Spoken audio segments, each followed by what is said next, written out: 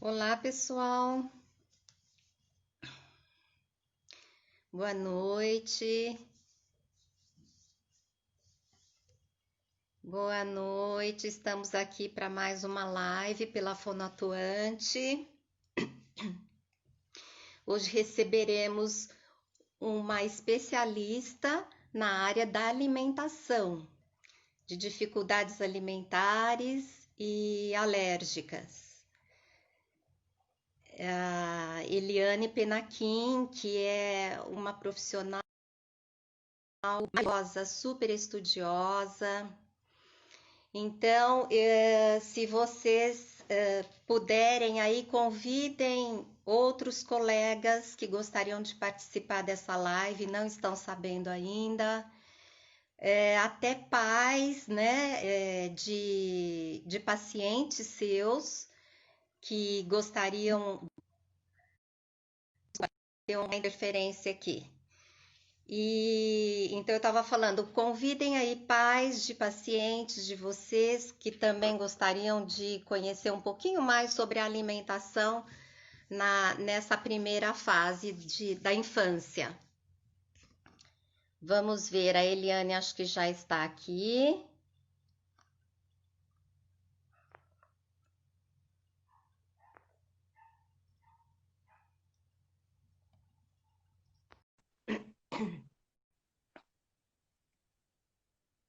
Vamos aguardar, já já ela entra. Ai, chegou! A estrela da noite! Ai, boa noite. Tô tão Boa feliz. Tô noite! muito Nós feliz. também. Eu e a Rô estamos muito felizes por finalmente conseguirmos trazer você aqui, né? E a gente conversar um pouquinho sobre todo esse grande conhecimento que você tem. Para nós é assim, uma alegria imensa, uma honra recebê-la aqui pela Fono Atuante. Ai, Gostamos Sônia. de todo o seu trabalho, né? A gente sabe o quanto você é uma profissional estudiosa na área, está sempre estudando, sempre buscando novos conhecimentos e para atuar da maneira que você sempre honrou, com tanto amor aos seus pacientes, você abraça toda a família e envolve a todos com essa luz que você tem, né? Ai, E, Sônia. e Você sabe assim, eu que gostaria. o nosso Pode namoro falar. é antigo, né? Eu sempre fui Nem fala. aluna da Fono É. Atuante, Uhum. sempre prestigiei muito o que vocês fazem, porque vocês também vocês são uma equipe que trabalham em prol da fonoaudiologia há muito tempo e com grande categoria. Então, assim, eu me sinto muito honrada de estar aqui hoje, muito agradecida, porque é um presente profissional de estar do lado de você, da Roseli, que são pessoas que eu sempre admirei. E hoje a gente está aqui como parceira, fazendo uma live tão especial para falar de coisas que eu adoro, que eu estudo. Então, agradeço muito. Para Pois mim é é, muito a gente, importante estar aqui. pra gente também, é assim, casamos, né? Casamos aí em É o toda namoro essa. antigo. É um namoro que vem de muito tempo aí. E eu vou falar só um pouquinho, depois eu gostaria que você complementasse sobre o seu currículo e eu gostaria de saber como, e acho que todos aqui também, como que você entrou nessa super especialidade aí da alimentação, das alergias alimentares, tá? Tá. Mas para quem não conhece, a Eliane é uma fonoaudióloga com atuação clínica em avaliação, diagnóstico, prevenção, intervenção e orientação familiar com bebês, crianças, né? Nas Sim. áreas de amamentação, introdução alimentar, alergias, síndrome de Down, fala e também leitura escrita. É isso, Pois é. Eliane? É. Assim, né, Sônia? Eu sou formada há mais de 20 anos, né? A minha primeira experiência profissional, minha primeira paixão foi a neurologia, né?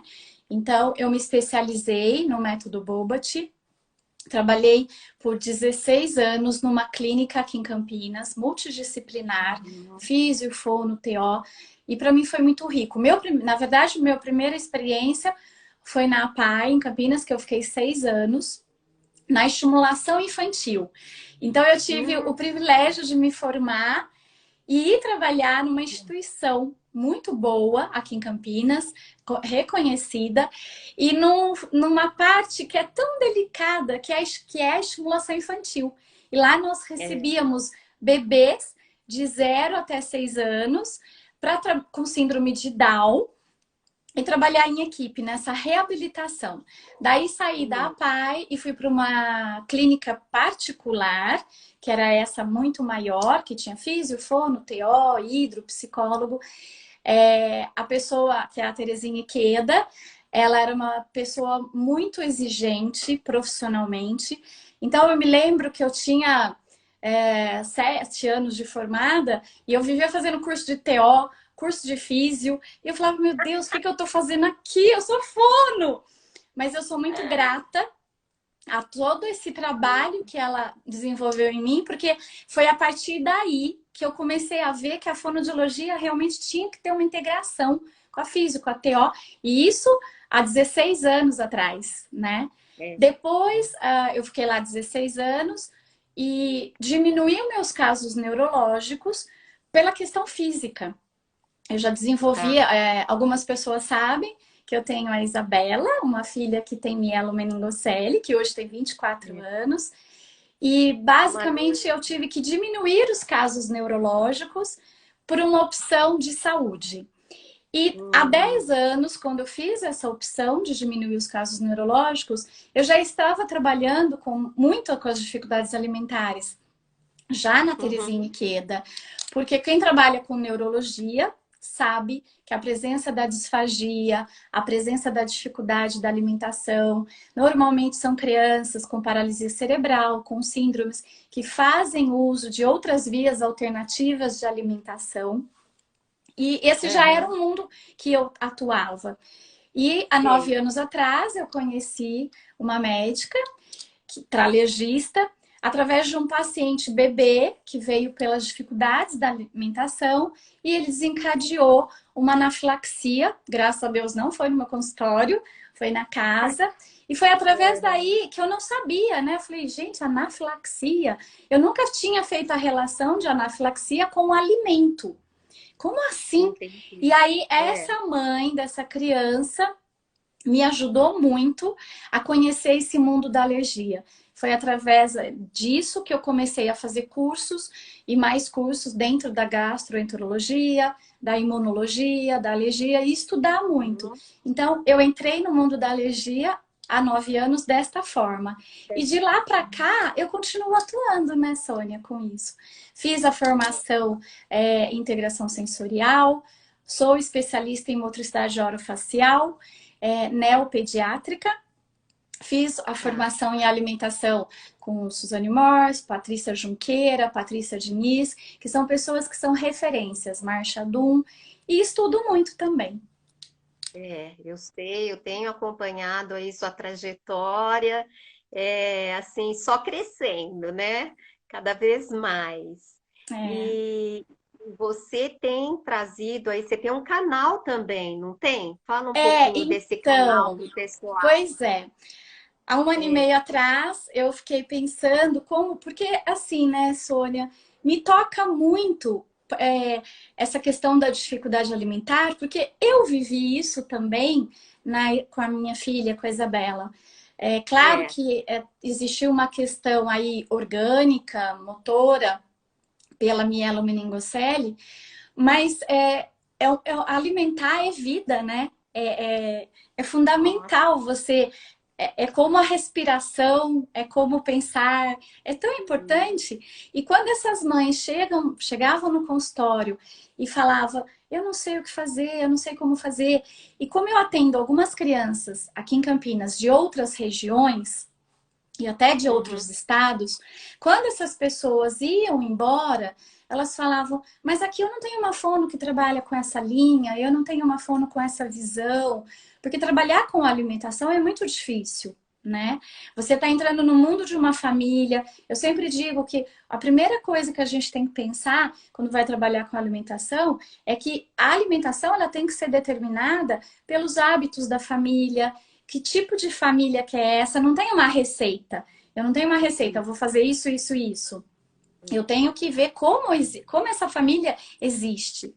E aí eu desenvolvi o canal pensando nisso, porque eu recebia muitas mães.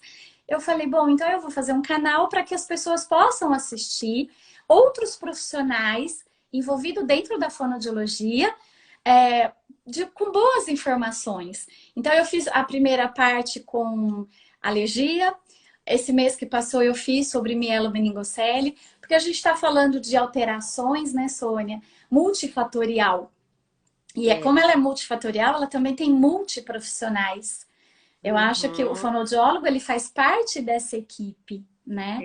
E eu resolvi fazer o canal para que outras mães pudessem ver que existem profissionais que pensam que elas não estão sozinhas, né?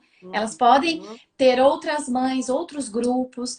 É claro que esse projeto é novo, a pandemia veio para segurar um pouquinho, eu tive que adaptar para lives, que foi também muito legal.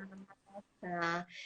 Porque você faz lives, acho que 2, 3 por semana, eu tenho mais ou menos acompanhado. Eu Mas me sabe o que é, sinto bem Sônia? essa profissional. Então, é que é assim, quando você vai falar com os médicos, eles têm uma agenda muito difícil. E aí eu Sim. tenho que me adaptar às lives a eles, né? Então, realmente, fica um pouco cansativo, mas eu vou dizer que eu adoro tanto isso, essa Eu troca e sei poder que levar você para as ama isso, pessoas. a gente percebe. São bons profissionais e boas informações, que quando eu vejo, já foi, o tempo passou, e o É. retorno é muito gratificante. Quando eu recebo no direct as mães, Uhum. muitas mães assim, nossa, gostei muito de ouvir esse doutor, gostei muito do que você falou, eu gostei muito na parte da mielo, da alergia. É tão gratificante que isso nos Você incentiva a você está fazer mais. levando, você montou um canal para levar informações, né? Isso é muito É, rico para os sim, pais. sim. Então, não só para os profissionais, mas muito mais aí para as famílias, né? Para os familiares. Isso. É, porque É, a empatia é grande, né? Quando elas chegam e contam, eu falo, eu já passei por isso, eu já vivi isso. Então fica fácil de compreender até porque que elas não dão conta, muitas vezes, de fazer aquilo que a gente, como profissional, pede. Muitas é. vezes eu falo, olha, não bate a comida no liquidificador. Ou, por exemplo, deixa ele sujar, deixa fazer a bagunça. Mas eu também entendo que muitas vezes ela não consegue fazer aquilo porque ela está dentro do limite dela ainda. E aí eu, Uhum. como profissional, tenho que buscar outras alternativas para que essa família seja realmente parceira. E eu acho que para ser parceiro você tem que ter empatia. Exatamente. E fala, me conta um pouquinho o que é a dificuldade alimentar, como ela ocorre, por que ela ocorre. Eu queria saber um pouquinho disso. Sim. A dificuldade alimentar, Sônia, ela é um termo que ela engloba muito um quadro de forma negativa do desenvolvimento e o aprendizado alimentar. Então, existem vários seletividade, dificuldade, neofobia, todos esses termos têm algumas Hum, diferenças, mas o amplo tema dele é a dificuldade alimentar. Então, o que, que é isso? É uma criança que, em algum momento, ela reage com recusa. Não quero olhar para esse alimento, não quero comer, eu fecho a boca, eu tenho medo desse alimento. Então, se eu falar, né, vários autores, a minha tese do TCC foi a fonoaudiologia atuando nisso. Então, a gente viu que tem pouca bibliografia mesmo. O que tem de bibliografia nessa área é sempre técnica, médica, nutricional, mas fonoaudiológica, a gente está graças a Deus, aumentando essa pesquisa. Então, o que os estudos falam, né? Que existe a seletividade alimentar, a dificuldade alimentar, a neofobia. A seletividade, normalmente é uma criança que aceita menos variedade de alimento. É uma criança que ela aceita um ou um pouco mais de alimentos de um grupo, ou dos legumes, ou das frutas, ou das verduras. É uma criança que ela até faz a refeição junto com a família, mas ela normalmente ela não aceita uma variedade imensa. Ela até toca no alimento, ela até prova, mas com um pouco de resistência. Então, isso a gente pode falar que é uma criança seletiva. Uma criança com dificuldade alimentar é uma criança que ela realmente tem uma resistência grande em que ela não aceita provar nenhum alimento. Então, você põe o prato de comida daquilo que ela come. Então, meus pacientes, geralmente eu faço um cardápio do que eles aceitam. Então, tem criança, eu tenho um garoto que ele aceita carninha moída, arroz e batata frita. Aí a mãe chega e põe o brócolis no prato. Ele já para de comer tudo. Então, essa é uma criança que realmente apresenta uma dificuldade maior. É uma criança que muitas vezes, Sônia, ela recusa um grupo inteiro. Então, eu pergunto assim, come fruta? Nenhuma. Nossa, nem banana, nem mamão, nenhuma. Ah, aceita um legume? Não, não aceita nenhum. Então, quando essa criança rejeita grupos inteiros, ela tem uma dificuldade muito maior. E a neofobia é o medo mesmo que ela tem dos alimentos. É aquela criança que não senta para comer, que a pessoa tem que ficar atrás com o prato de comida. Ela realmente tem um sentimento de medo em relação à comida. E aí os pais fazem a mesma pergunta que você fez. Mas como? Se comer é tão gostoso, comer é tão importante. Mas esse comer tão gostoso e importante é para nós que não temos dificuldades. Mas para essa criança que apresenta esse medo, essa dificuldade, essa seletividade, ela tem que ser compreendida. E aí ela acontece por quê? Ela pode acontecer. Eu queria saber se isso vem antes da apresentação dos alimentos, né? Quando a criança começa as papinhas, se isso já se inicia lá na amamentação. Como é que surge isso? As dificuldades alimentares, elas podem surgir por problemas motores, por problemas orgânicos, sensoriais, emocionais e comportamentais. Aí você fala, nossa, é um iceberg. É verdade, é um iceberg. Então, a pontinha do iceberg é a dificuldade alimentar. Ah, meu filho tem dificuldade alimentar. Meu filho não come. Então, isso é a pontinha. Agora, o que está embaixo? São todas essas coisas. Então, por exemplo, um bebê prematuro. A gente sabe que um bebê prematuro, ele pode ter necessidade de ficar mais tempo dentro do hospital. Ele vai usar vias alternativas de alimentação. Uma criança com síndrome, ela também pode. Então, quando uma criança chega com uma dificuldade alimentar, a primeira coisa que a gente tem que fazer, Sônia, é buscar lá atrás. Mesmo que ela chegue com 2 anos, com 2 anos e meio, com 3 anos, porque muitos dos fatores causais dessa dificuldade começou lá atrás. Se não foi prematuro, se não precisou usar alimentação alternativa, nada disso, aí eu vou um pouquinho para frente. Então, gestação e parto, foi tudo bem? Ocorreu tudo bem? Então, vamos para a amamentação. Não é incomum a gente ouvir que a amamentação foi difícil, o meu seio rachou, ele mamava, sangrava, eu consegui amamentar só por 15 dias, tive consultora de amamentação. Aí você fala, opa, alguma coisa ali aconteceu.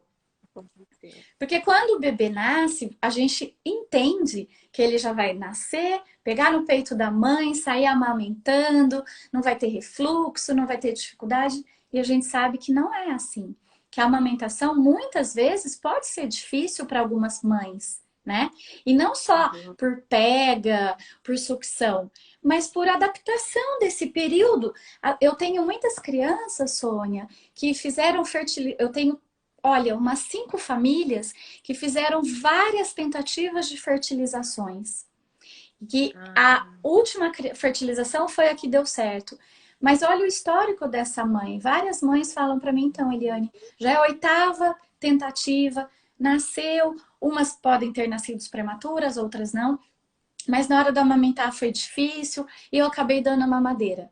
Aí você acha que eu vou culpar essa mãe? Eu não vou já culpar. tem um sofrimento muito anterior, né? Uma Sim. angústia, Então, o que que uma eu vou? Eu vou grande. acolher essa mãe. E aí eu vou explicar para ela que talvez, se a criança é maior, que talvez esse processo todo de amamentação não favoreceu o desenvolvimento dos órgãos fonoarticulatórios, que é lábio, língua, bochecha, não favoreceu que essa criança desenvolvesse as habilidades motoras orais de sucção, respiração e deglutição, que essa talvez toda essa dificuldade não favoreceu o desenvolvimento sensorial, porque a gente sabe que língua tem muitas sensações, né?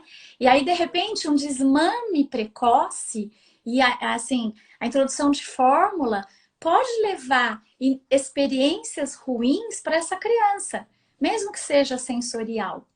Aí, quando Uhum. começa a introdução alimentar, muitas vezes, Sônia, essa introdução também vem com muita expectativa.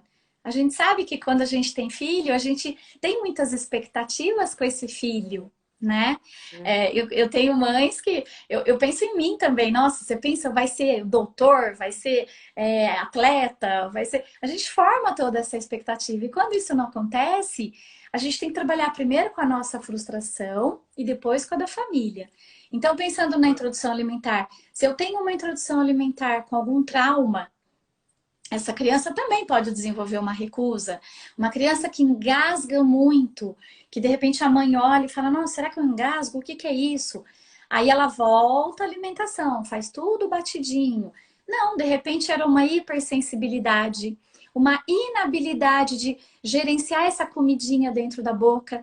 Então, essa criança precisa ter um tempo para aprender. Só que a gente normalmente Uhum. não dá tempo para esse Não aprendizado. dá A gente tempo. quer que ela já aprenda.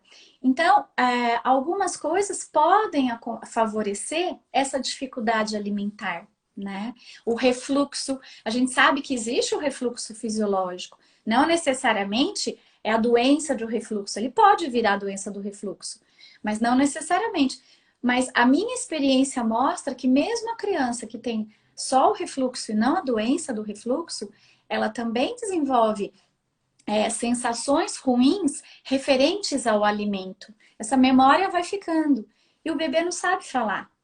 Ele vai É. fazendo o quê? Ele vai tendo reações, ele vai tendo manifestações de recusa, né? Pensando na alergia, uma esofagite isonofílica, que é a inflamação do esôfago. A gente tem bebês que têm esofagite. Ele não sabe dizer que tá doendo para engolir, que tá ruim para comer, né? E ele pode levar essa patologia para a idade da infância. Existem jovens adultos que têm esofagite. Então você vê que existe toda uma história do porquê que essa criança não come. Eu sempre digo assim para os pais, né? Que tem aquele programa da GNT, que é o chato para comer. Eu, quando vejo aquele programa, eu falo assim, normalmente, meu marido fala, nossa, mas essa pessoa é chata. Ai, que mulher chata. Eu digo, não, essa pessoa pode ter sido uma criança que teve dificuldade na alimentação e não foi cuidada, né? É, com certeza. E qual que é a relação da dificuldade alimentar com a alergia? Sim. A alergia, o que ela é? Ela é uma manifestação exacerbada do nosso sistema imunológico. E aí a alergia é uma patologia que ela é diagnosticada pelo médico. Quem faz diagnóstico de alergia é o médico. O fonoaudiólogo Uhum. faz parte de uma equipe muito grande que é o fono, o psicólogo, o nutricionista, a alergista, o gastro, a TO.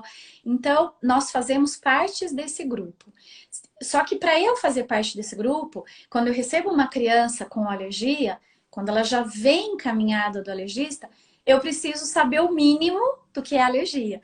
Então, a alergia é isso, é uma manifestação exacerbada do nosso sistema imune a um alimento, a determinado alimento, que pode ser na pele, pode ser no sistema respiratório, no gastrointestinal. Então, eu tenho criança, Sônia, que quando come, começa a tossir. Essa é uma manifestação da alergia.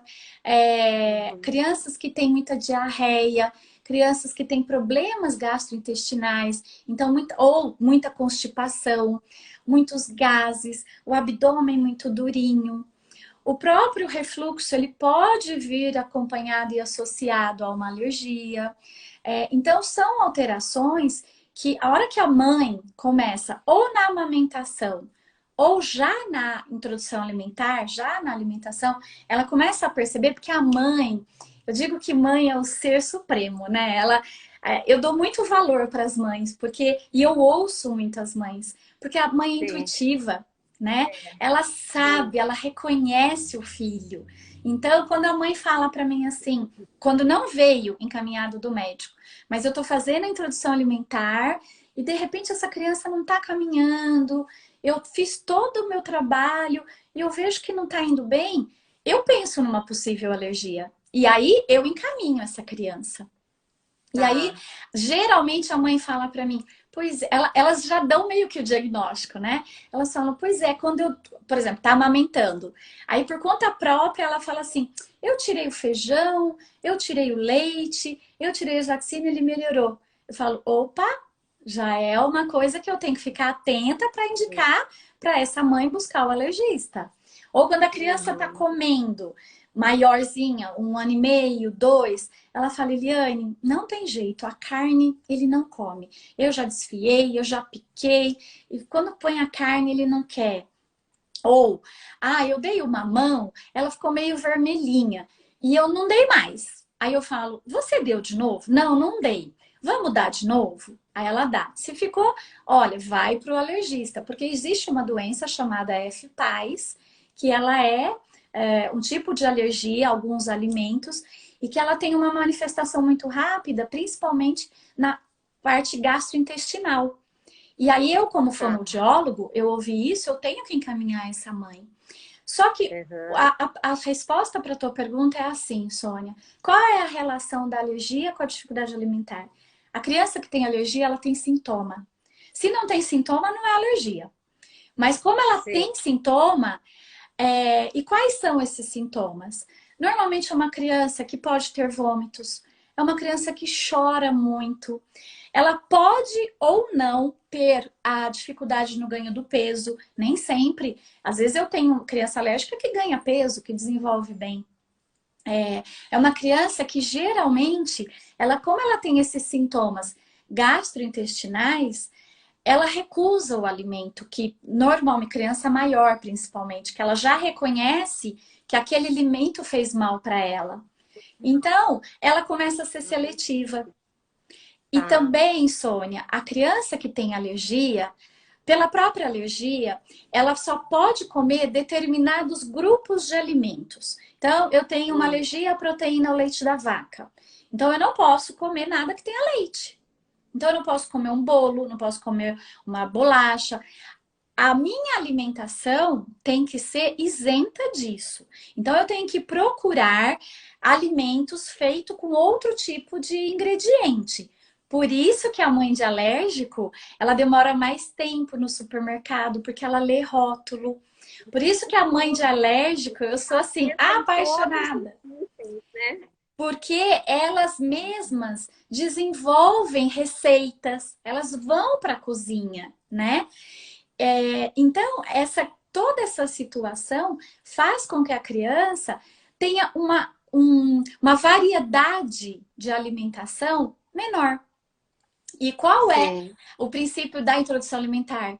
Ofertar para a criança o máximo de alimento possível de variação. Porque a gente tem que trabalhar a criatividade, não? Tem. Essas mães.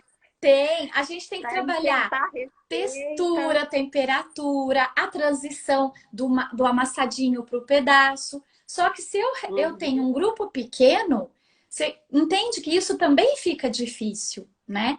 E as mães são maravilhosas. Então, algumas mães desenvolvem muito bolo. Aí eu digo, olha, o bolo não vai ajudar e fortalecer musculatura. Vamos fazer um biscoito?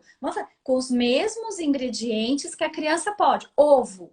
Muita coisa vai ovo. E aí eu falo, então vamos fazer. Tem uma mãe que ela desenvolveu. Eu tenho amigas, eu nem sei se elas estão aqui, porque eu não estou nem olhando esse monte de mensagem que está chegando aí. Mas eu tenho mães amigas que tem blog, que tem receitas, e eu fico apaixonada. Tem uma que faz um biscoitinho de coco, maravilhoso. Então, a dificuldade alimentar também está associada com a alergia por conta disso. Tem uma pergunta aqui da Andréa Mi. Andréa Mi tá aqui. Oi, Andréia! Que prazer. Você percebe hoje um aumento de pacientes com alergia alimentar? Ou antes não havia diagnóstico adequado? Essa pergunta, Andréia, é excelente. Eu adoro, porque essas perguntas sempre tem nos congressos, né? O que eu vejo é assim, bem a resposta é aquela assim, Tostine vende mais porque é fresquinho porque vende mais. Eu acredito que realmente possa ter aumentado muito esse grupo de pacientes e crianças alérgicas, porque a nossa alimentação enquanto mãe, que gera e que nutre essa criança, também mudou. Veja que a industrialização, que a modernização, hoje as mulheres estão trabalhando mais, ocupando cargos altos de direção. Então, eu falo porque eu tenho mães que são diretoras, presidentes de empresas, e elas contam para mim, Eliane, eu viajo muito, eu como fora muito, então você vê que a própria alimentação nossa não é boa. E se eu pensar que já existem estudos que falam que a criança intraútero, ela recebe informações pelo líquido amniótico do sabor de muitas comidas que a mãe comeu. Então, tem esses estudos que mostram que a criança vai ter uma tendência palatável ao que a mãe comeu durante a gestação. Então, respondendo a pergunta da Andréia, se eu pensar que a comida dessa gestante, dessa mãe, está modificada, eu posso modificar algumas coisas na minha criança também, principalmente relacionado à alimentação, né? Então, eu acho sim que nós estamos comendo diferente, então tem realmente mais crianças com reações alérgicas, mas também hoje o estudo da medicina em cima da alergia também cresceu. Hoje nós temos mais médicos, pediatras, gastros e imunologistas estudando isso. Então, os diagnósticos são maiores e mais bem feitos, né? Sim, então eu acho que são as duas coisas.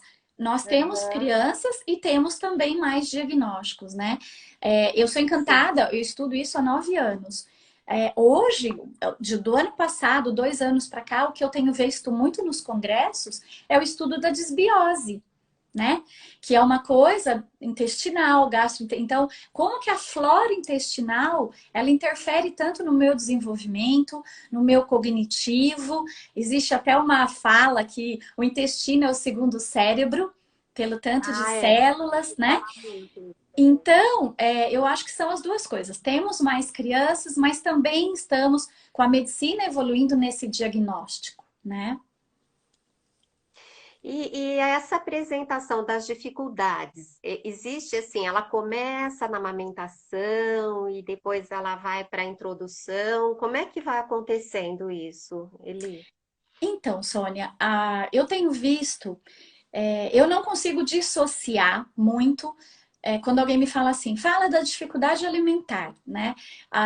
Eu participo de muitos congressos médicos dando aula, né? Eu tive a bênção, né, de conhecer a doutora Ariana e ela me levar para esses congressos. Então, eu gosto muito de falar para os médicos, porque para abrir a mente deles, nesse sentido de olhar o que nós, reabilitadores, o fonoaudiólogo, o terapeuta ocupacional, a psicóloga, a nutricionista, o quanto nós temos a contribuir nisso. E a amamentação, na minha experiência, tem mostrado que é o começo de tudo. Não é regra, não é obrigação. Então, não é que o bebê que teve problema na amamentação vai ter problema na introdução alimentar. Mas a minha experiência tem mostrado que o bebê que teve problema na amamentação, invariavelmente, ele pode desenvolver, sim, dificuldades na introdução alimentar. Justamente por aquilo que eu falei antes, dos sintomas. Porque qual Tá. seria o problema na amamentação desse bebê? Seria uma dificuldade na conexão mesmo, né? Um freno lingual alterado, uma incoordenação sucção, respiração, deglutição. A própria alergia, existe uma alergia, que é essa do leite, que é a proctocolite, que normalmente ela tem uma idade do 0 a 1 aninho, normalmente com 1 aninho ela já é curada. Tem bebês que quando, graças a Deus, a gente diagnostica e manda para o médico, em poucas semanas ou poucos meses, essa proctocolite também já é normalizada. Então, a gente consegue, com o acompanhamento precoce, desenvolver um bom aprendizado sobre a alimentação, né? Então, eu sempre gosto, quando eu atendo uma criança que veio já de bebezinha, por uma dificuldade na pega, na coordenação, freno lingual operado, que precisa de reabilitação, eu acabo dando alta, né? Porque é muito rápido. Eu não fico com a criança até a introdução, mas eu digo para a mãe, olha, na introdução, volta, porque a gente tem estratégias para ajudar, né? Para que Uhum. essa criança tenha uma conexão melhor com o alimento, que ela saiba usar a habilidade motor oral que ela desenvolveu na amamentação, porque vai ter a etapa de transição alimentar. Vai começar com o amassadinho, depois com o gruminho, depois com o pedaço macio, depois o pedaço mais inteiro, o crocante. E para tudo isso, ela precisa ter esse bom aprendizado. Só que daí o que acontece? A mãe que já teve a dificuldade na amamentação, ela já é uma mãe que ela também tem memória, né? E aí, na hora que ela vai fazer a introdução, ela também fica com medo. Ai, será que ele vai engasgar? Será que ele não vai gostar dessa comida? E a tendência é, a hora que ela apresenta o alimento e a criança recusa, porque a criança, imagina, ela estava tomando leite, que é homogêneo, liquidificado, macio, é fácil de deglutir. De repente, eu faço 6 meses, me sentam num cadeirão, põe uma papinha na minha frente e eu tenho que ter habilidade para comer isso. Não é assim, né? É E assim. aí, na primeira apresentação de dificuldade, seja um vômito, seja um engasgo, seja o cuspir, seja o empurrar, seja o sensorial, essa mãe, ela recua, porque ela já tem uma história de uma amamentação difícil. E aí é o que Sim. acontece sempre que eu recebo no consultório, é uma introdução tardia. E a introdução tardia, ela é muito ruim. Isso que eu ia te perguntar, assim, você recebe esse paciente já vindo do médico? Normalmente é assim. Ou você recebe esse paciente e você encaminha para o médico, como é que as coisas acontecem? E que especialista normalmente você encaminha? A quem encaminhar? Tá. Eu recebo crianças que vêm encaminhada pelos médicos parceiros, pelos médicos que já conhecem meu trabalho, pelo menos por uma avaliação. E eu também recebo crianças de outras mães que eu já atendi, né? É muito comum. Ai, foi indicada da mãe do Theo, foi indicado da mãe do Pedro, foi indicado. Sempre tem. Aí eu falo, o que está acontecendo? Ah, não está comendo, não estou conseguindo fazer introdução alimentar, ou não está mamando direito, no hospital mamava e agora aqui já 12 dias, já pus o bico de silicone para ajudar na amamentação e não está funcionando. Aí Uhum. é que eu recebo essa criança. Quando eu recebo a Tá. criança já encaminhada do médico, o que eu faço? Eu avalio e entro em contato com esse médico, para juntos a gente pensar qual vai ser o segmento dessa criança. Quando a criança chega através de uma outra mãe, indicação de um colega fisioterapeuta, ou mesmo de colegas fonoaudiólogas, eu tenho muitas colegas que me encaminham, e aí eu vejo que alguma coisa não está bem, eu, para ficar mais tranquila, encaminho para um gastropediatra ou para o alergista. Eu converso primeiro com o pediatra, olha, doutor, eu avaliei essa criança, mas ele está dando sinais de constipação, a barriguinha fica muito dura, se está amamentando, está brigando muito com o peito, está engolindo muito ar, esse refluxo pode estar potencializado por isso, ou se é uma criança que já está comendo, mas muito restritiva, muito seletiva, come só aquela coisinha repetidamente. Eu ligo de novo para o pediatra e falo: olha, será que não pode ser uma alergia? A mãe já contou isso. Você viu a fralda? Porque as mães mandam para mim. Elas mandam foto do vômito, elas mandam foto do cocô, elas mandam o meu celular. Tudo é sinal, né? É, Tudo. as Você tem minhas que ter amigas que todos os devem estar dados aqui, as ali. mais próximas, que a gente faz congresso junto, às vezes eu tiro É. foto, eu adoro tirar foto, né? Se eu não fosse fonoaudióloga, eu com certeza seria fotógrafa. Você já sabe disso, né, Soninha? Todos os cursos nós posamos. É, e aí, Sim. eu digo para elas, mande sim, mande. E aí, quando eu vou mostrar para alguém assim no curso, né, eu falo, ai, desculpa, eu tampo assim, porque sempre tem foto de fralda, Sempre. foto de vômito. E essa É. parceria com os médicos, Sônia, é tão boa, é tão importante, porque muitas vezes, eu digo mesmo, a doutora Ariana, que é alergista, que era desse bebezinho que me introduziu na alergia, foi muito rica a nossa troca, porque quando eu a conheci, ela não sabia, ela não Hum, conhecia o trabalho da fono, ela não sabia o que a fono podia fazer olha. com as crianças alérgicas dela. E foi uma troca tão rica, porque eu fui aprendendo através dela, com todos os outros médicos que eu tive possibilidade de conhecer, o que realmente é uma alergia, o que é uma anafilaxia, o quão grave é isso.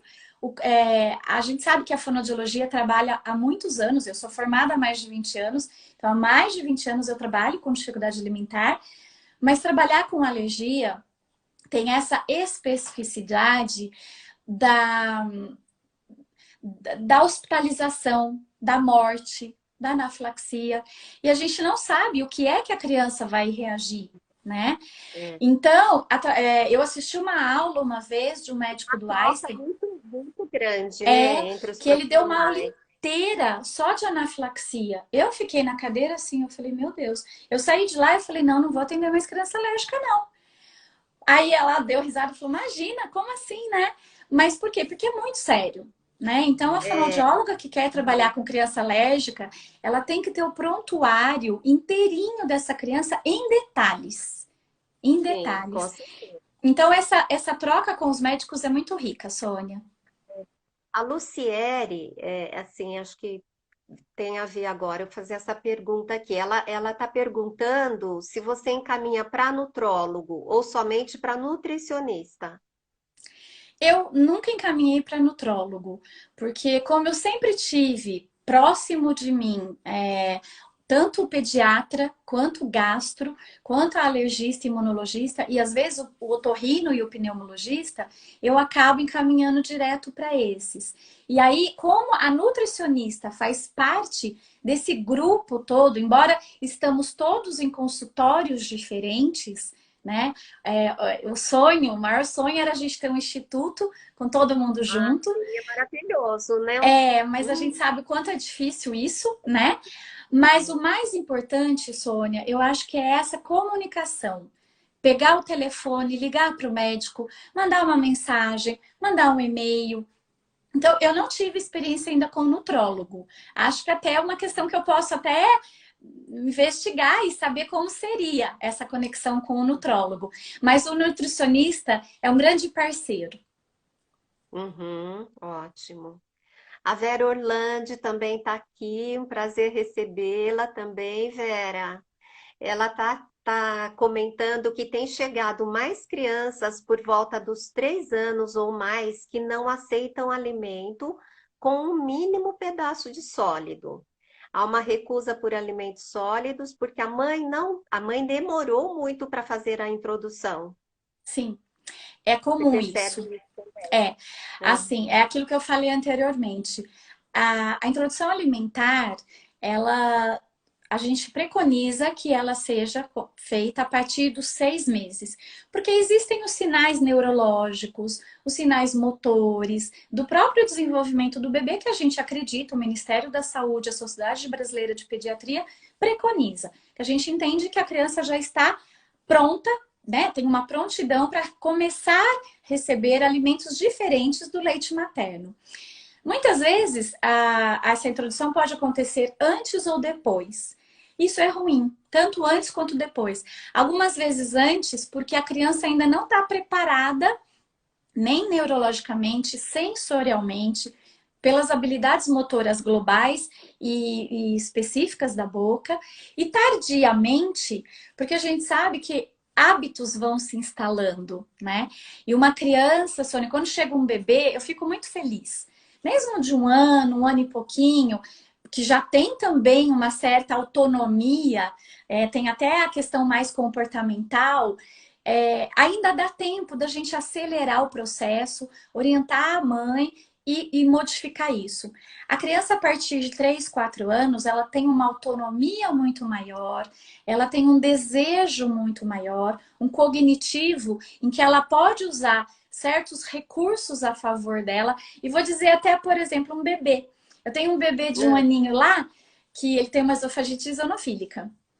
E a mãe alérgica, o pai alérgico. E aí ele descobriu que a tosse, ele manipula a mãe. Então ele começa a comer alguma coisa que ele não quer mais, ou que ele não gosta, ele começa... Aí ele fez isso várias vezes na minha terapia. Aí eu falei pra ela, fica sossegada. Ele tá tentando manipular nós duas aqui. Pode parar com isso. E fomos, né? E a criança maior, ela tem muito mais inteligência, ela tem muito mais vivência, experiência. Tanto pro lado bom, de usar isso a favor dela, quanto por sensações. Porque a criança que chega no consultório, Sônia, com 3, 4 anos, pela primeira vez, que ela vem de um histórico, às vezes de amamentação ruim, de introdução alimentar ruim, e ela chega lá com 3, 4 anos, você imagina o tanto de sofrimento que essa criança tem. Ela realmente tem sintomas. Eu tive um garotinho com 4 anos, que na hora que ele olhava para o prato de comida, ele começava a suar. Então eu tenho que valorizar, eu tenho que reconhecer também essa dificuldade. Só que realmente, quanto mais velhos eles chegam, mais difícil é. E aí, por exemplo, criança de 6 anos, o trabalho da psicóloga é super importante. Com certeza. Imagino o quanto, né? Entra toda a parte emocional aí nessa questão. Sim. E tem uma mãe aqui, se não me engano, acho que é mãe, a Larissa. Ela fez uma colocação que o filho não tem nenhuma alergia. E agora, aos 2 anos e 10 meses, ficou muito seletivo. Comia tudo, várias frutas, e agora nega, chega a gritar para demonstrar que não quer comer, não sabe mais o que fazer. E a introdução alimentar dele foi ótima, sempre comeu bem, mas há 3 meses começou a ficar seletivo, que ela não sabe mais o que fazer. Ele tem 2 Você tem anos e... alguma... E 10 meses. Tá. Então, assim, Larissa, o que eu posso te dizer é, não é incomum o seu relato. Existe pesquisa, Sônia, de vários autores que mostram que 30% de crianças típicas, né? Crianças que realmente não têm síndrome, não é prematuro, não tem alergia e tem dificuldade alimentar. E aí, essa criança, a investigação, Larissa, tem que ser, a partir dos 2 anos, a criança já passa mesmo por um processo de seletividade própria do desenvolvimento. Porque ela começa, imagina, com 2 anos ela já anda, ela já corre por onde ela quer, ela já escolhe o que ela come, então ela tem uma autonomia maior em alguns aspectos. E ela começa a querer determinar aquilo que ela quer e aquilo que ela não quer. Nesse momento, como ela falou, há 3 meses ela começou a desenvolver essa seletividade. Precisa realmente pensar junto com alguém, com o marido, com a avó, se realmente não aconteceu nenhuma virose. É muito comum um relato de crianças, depois dos 2 anos, que tiveram uma virose muito intensa, uma virose forte, e depois dessa virose a criança se tornou mais seletiva ainda. Porque também uma virose dura alguns dias. Quando a criança já está mais manhosinha, mais chorosa, a gente realmente não faz uma alimentação mais forte, pesada. A gente oferece coisas mais molinhas, a gente oferece coisas mais quentinhas, mais caldos. E a criança pode gostar disso e preferir isso. Somado a Uhum. isso, a gente tem que ver o ambiente. Se ela chora, se ela faz birra, a nossa tendência é não querer que ela chore, é não querer que ela faça birra. E aí o que eu faço? Eu cedo. Quando eu cedo, eu estou reforçando essa seletividade. Então é difícil, Larissa, te dar uma resposta 100%. Né? Precisaria de É. uma avaliação, precisaria de conversar com o pediatra, que talvez já conhece um pouco mais essa criança, até para ele dizer, olha, ela está dentro da curva do peso, do desenvolvimento. Talvez o pediatra vai poder guiar isso melhor, né? A gente Uhum. sabe que depois dos 2 anos, 2 anos e pouquinho, os dentes posteriores começam a sair mais intensamente em volume. Então, de repente, uma modificação dessa dentição. Então, são muitos aspectos que a gente pode avaliar nessa criança da Larissa e pensar junto com ela. Mas eu falaria para o pediatra e junto com ele, será que vale a pena a avaliação da fono? Até por isso que ela comentou também, que ele quer coisas que comia de tudo e agora não aceita tanto. Tem crianças que gostavam de tudo durinho. Ah, não, não quero mais. Por alguma coisa que pode ter Tá desencadeado isso. mudando. É, Uhum. E aí eu queria saber também como seriam as consequências dessas dificuldades alimentares. E aproveitando também, tem a Flávia Neiva, que gostaria que você falasse um pouco do prognóstico em função dessas dificuldades, tá. na questão do sensorial, do alérgico. Sim. Então, eu vou falar de dificuldade alimentar, né? Quando você tem um diagnóstico precoce, sempre é melhor. Tenha essa criança alergia ou não. É claro que se chega para mim já com 4 anos, ele teve um refluxo e agora. Porque tem crianças, eu recebi criança de 8 e 10 anos que com uma história de recusa importante que foi diagnosticado com essa idade uma esofagite eosinofílica. Só que essa criança com 8, 10 anos, ela já está totalmente restritiva e entra o comportamental. Então, eu digo É, que, pensando em prognóstico, quanto mais precocemente conseguir a consulta com o médico, seja o pediatra, porque o pediatra é quem guia tudo isso, né? A mãe ficou na dúvida, conversa com o pediatra. Tá em dúvida? Marca um gastro, conversa com um gastro, né? Pediátrico. uhum. Ficou numa dúvida maior? Marca com o fonoaudiólogo, porque as questões sensoriais, muitas vezes, a mãe marca com com o nutricionista. E às vezes, não é só o nutricionista. Se essa criança tem uma hipersensibilidade intraoral, se ela tem uma imaturidade ainda no controle de língua, de levar o alimento para o lado, de fazer o movimento com a mandíbula, de mastigar, é o fonoaudiólogo que cuida disso. Então, pensando em prognóstico, quanto mais tardiamente isso acontecer, mais memórias nós temos e mais reações nós temos. Então, o que eu deixo de mensagem é que tente se fazer esse diagnóstico o mais precoce possível, com profissionais habilitados, com a equipe médica, com uma equipe, porque normalmente o médico sabe para quem indicar. Se vai para nutricionista, se vai para fono, se vai para TO, né? Se isso tudo for possível, Direciona melhor, né? sim. Tendo da questão, né? Porque uma criança que vem tardiamente, veja só, uma coisa que a TO poderia trabalhar sensorialmente, ou a fonoaudióloga poderia trabalhar sensorialmente. Essa criança que chegou para mim com 6 anos, entrou mais um profissional, o psicólogo. Então você vê que vai Uhum. aumentando o número de profissionais que vão ter que agir com essa criança, né? Sim, com certeza. Olha, muitos elogios aqui para você.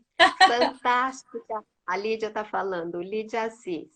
Fantástica fono, Eliane Penaquim. Ai, Todo mundo elogia. Andréia, Mi, tão querida. Muitas queridas, eu nem Valeu as olhei. informações. E aí tem uma outra perguntinha aqui, se você puder falar, nós temos só 6 minutinhos, senão vai Tá cair bom. nossa live e não vou conseguir salvar. Bem Tá. rapidinho.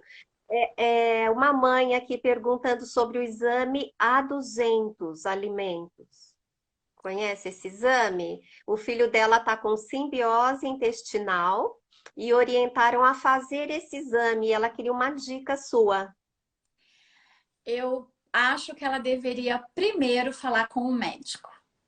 Eu acho que essa é a resposta. Nesse momento, com tão pouco tempo, eu acho que ela deveria sim conversar com o médico que acompanha, até porque será que foi ele que fez essa recomendação? Se fez, porque a É, gente sabe, Sônia, que existem muitos exames invasivos, a idade da criança, não sei qual é a idade da criança, teria que ter mais informações. Então, a princípio, ela deveria falar com o médico. Se foi o próprio médico que fez essa recomendação e ela está com dúvida, acho que ela deveria procurar um outro médico para ter uma segunda opinião, né? Porque a gente falando desse tipo de coisa, como são vários médicos, você tem o alergista, você tem o imunologista, você tem o gastro, e essa equipe tem que se falar, né? Então, eu recomendaria que ela falasse com essa equipe para decidir ou não. Assim como, por exemplo, eu recebo um bebê pequeno de 5 meses que a médica tem dúvida de fazer a endoscopia, que é um exame invasivo para um bebê, até chegar no resultado da decisão de fazer a endoscopia, a gastro fala, o pediatra fala, a imunologista fala, eu faço avaliação para ver parte de disfagia, órgãos fonoarticulatórios. Então, acho que a decisão de um exame assim mais completo tem que ser de toda a equipe, tá? é. É muito importante para todo o desenvolvimento da criança, né? Porque a gente Sim, sabe que os órgãos fonoarticulatórios têm que estar funcionando adequadamente para que essa criança consiga comer melhor, mastigar, sim. engolir, né? E lembrando que falar de dificuldade alimentar, você está falando de uma equipe multiprofissional. E essa equipe tem que ser consultada e um se falar com o outro, né? Exatamente. Querida, terminou nosso tempo aqui. Uma pena, Sim, né? Ainda temos algumas perguntas, mas não vai dar para fazer. tá. Então, quem sabe a gente marca mais uma aí mais para frente, porque eu acho que as lives vieram para ficar, não é, Eli? Sim, acho que sim. Com certeza. Eu gostei muito. Ah, eu também. Eu e a Rô estamos adorando fazer as lives, porque a gente está conseguindo passar o conteúdo que a gente quer para, né, ainda para os alunos, para os nossos seguidores, e isso eu acho que é o mais importante, a gente levar Sim, informação dentro sim, da nossa área, e sim. informação com profissionais de qualidade, como você. Ai, Então, eu te obrigada. agradeço muito, foi uma delícia te receber aqui. Parabéns, a Roseli está passando aqui para você pelo seu lindo trabalho, e eu reforço, a gente é fã de você, você sabe disso, É e verdade. vamos montar um curso seu ainda nesse semestre próximo, agora, segundo semestre desse ano, Sim, online. Aguardem, que já está vindo aí um curso pela Fonoatuante com a Eline Penaquim. sim. Vamos tirar uma Roseli, foto agora, meu sim, amor? Roseli e Sônia, muito obrigada por estar aqui. Eu estou muito feliz. Eu agradeço a todos que estiveram aqui e principalmente a vocês duas, viu? Vamos tirar uma foto. Obrigada a todos também. A gente agradece a todos vocês que estiveram aqui conosco e Vamos? esperamos vocês para a nossa próxima. Na quinta-feira próxima temos mais lives, tá? Vamos lá, Eli? Vamos.